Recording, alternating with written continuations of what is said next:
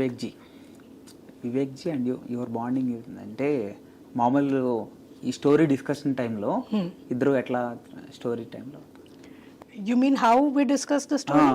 Okay. So, up until now, see, I'll tell you what has happened. Vivek has done his bit in commercial films. He's done Goal and Chocolate and everything. I was also working independently. But we both felt that, something was missing. Earning your name, fame, glory, earning money, making, building a house for yourself, providing for your children, all that is important in life. But all that happened, but what next? Somewhere a deep sense of monotony had, taken place, and I wasn't really enjoying myself. So for me, it was easier. Being a woman, I said, I don't want to work. I'm going to take a break. And I sat at home with my children. I said, I'll invest my time in my children. What does the man do? The man can't leave working. It is a woman's choice even now. So that was the time both of us started thinking that, why should we keep doing the same thing? I mean, we came here because we wanted to tell some stories. We wanted to make some movies. Why is the film industry not changing? Why are we, doing the same thing over and over again? And then at one point we realized that we cannot just be cribbing about it. If we want the change to happen, then somebody has to take charge of that change. Somebody has to take some proactive steps to make that change possible. So both of us said, why not, us? I mean, instead of just sitting here and talking in your living room and cribbing and saying, yaar, kuch nahi ho raha hai, kuch nahi ho raha hai. Let's do something. So we started our journey together. We decided to collaborate as a producer, director, actor, writer. So he was playing two roles, I was playing two roles. And between the two of us, we decided to wear multiple hats and started with Buddha in a traffic jam. And then the rest is history. ఈ Kashmir Files movie ఈ starting normal movie so script working and production once movie is released so many controversies movie big hit but so many controversial issues See, the controversies were bound to happen because whatever happened to the Kashmiri Pandits was not made known to anybody in our country.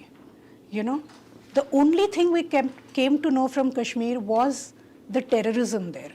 Okay. And how the army is fighting the terrorists, how the terrorists are being,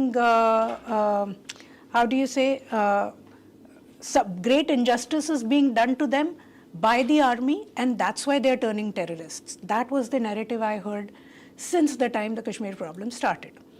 In fact, I was about 22 years old. Maybe 20 years old, I don't remember, but I was old enough to know the way the world works. I was shooting for a film called Telecasts, and I was supposed to shoot in Kashmir. Okay. And then a month before the shoot, this was around April, we were supposed to shoot in March, and then our shoot got shifted. And we shot in April, and the reason given to us was that there is some kind of terrorism happening there. That was it. There was nothing else that came out. April, we shot in Himachal. We were shooting in Kullu Manali. Came back, and we were young, so we were playing pranks on each other and, generally having a lot of fun doing the movie without realizing that in the adjoining state, people are getting butchered. And this news never came out. I didn't know until I started my research that Kashmiri Pandits do not live in Kashmir anymore. So systematically, this news was hidden from us.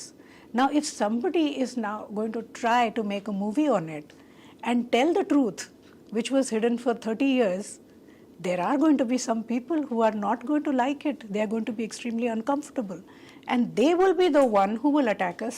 We knew that for sure. Your character also different. My character was different. So what we try and do is, Venki, whenever we present a film, especially films like Kashmir Files or Tashkent Files or our upcoming Delhi Files, which have a political angle to it.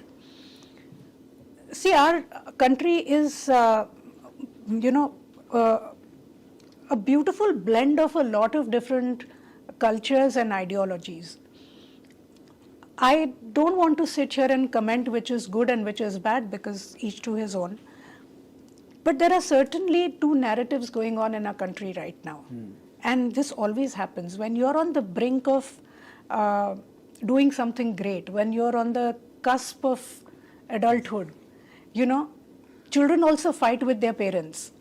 Because they think that they are old, they think they have a point of view, and the parents tell them that no, you're still wrong, you still have to grow. So I think India is somewhere there. There are two ideologies, at loggerheads with each other. And as filmmakers, our duty is to keep both those points of view in front of people. But ultimately, it's cinema. You know, one has to be good, one has to be bad. So then we show the good,